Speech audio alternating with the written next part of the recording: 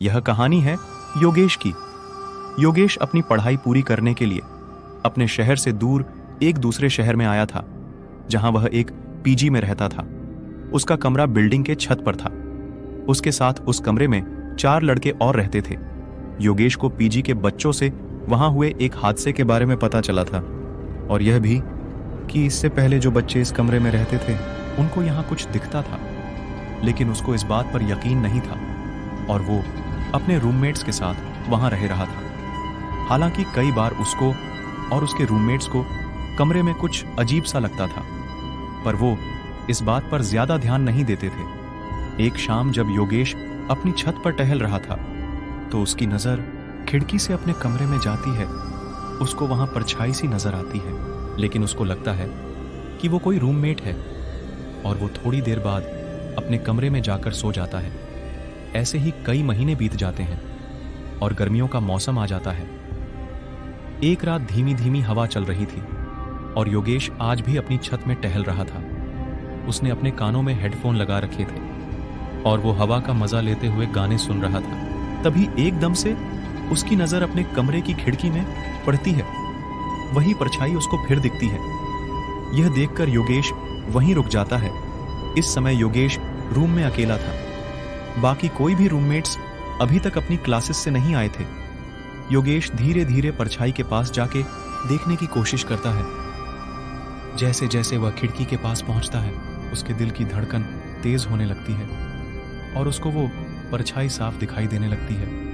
परछाई देखकर योगेश को लगता है कि यह कोई लड़का है जो लगभग योगेश की ही उम्र का है, लेकिन वो कोई रूममेट वाला लड़का नहीं था। योगेश यह सब देखते और समझते हुए आगे बढ़ ही रहा था कि वो लड़का योगेश की तरफ देखता है। उसकी बड़ी बड़ी काली आंखें देखकर योगेश वहां से चिल्लाता हुआ भागता है और किसी तरह गिरता पड़ता बिल्डिंग से बाहर पहुंचता है। बाहर पहुंचने के बाद वह अपने रूममेट्स को कॉल करता है और उनको जल्दी रूम में आने को बोलता है। पीजी में आने के बाद योगेश ने उनको सारी बात बताई। वह सभी एक साथ रूम में गए, जहां उनको कुछ नहीं दिखा, लेकिन योगेश जानता था कि यह उसका वहम नहीं था। जब रात में सब सोने लगे तो योगेश भी सबके साथ सोने के लिए लेट गया। लेटते ही उसको नींद आ गई। रात को जब योगेश गहरी नींद में था, उसको सपने में वही लड़का दिखाई देता है, लेकिन इस बार वो योगेश के ठीक सामने खड़ा था। योगेश मदद के लिए चिल्लाने लगता है, लेकिन कहीं कोशिश के बाद भी उसकी आवाज नहीं आती। उसे महसूस होता है कि जैसे किसी ने उसके मुंह पर टांके लगा दिए हैं। तभी सामने खड़ा लड़का मुस्कुराने लगता है और कहने लगता है, डरो मत, बस थोड़ा सा दर्द होगा और कुछ ही समय में सब ठीक हो जाएगा। फिर वो लड़का योगेश का गला कपड़े से दबाने लगता है। डर की वजह से योगेश चीखता हुआ नींद से उठ जाता है और कमरे से बाहर भागने लगता है। योगेश की चीख से उसके रूममेट्स भी उठ जाते हैं और उसके पीछे जाने लगते हैं।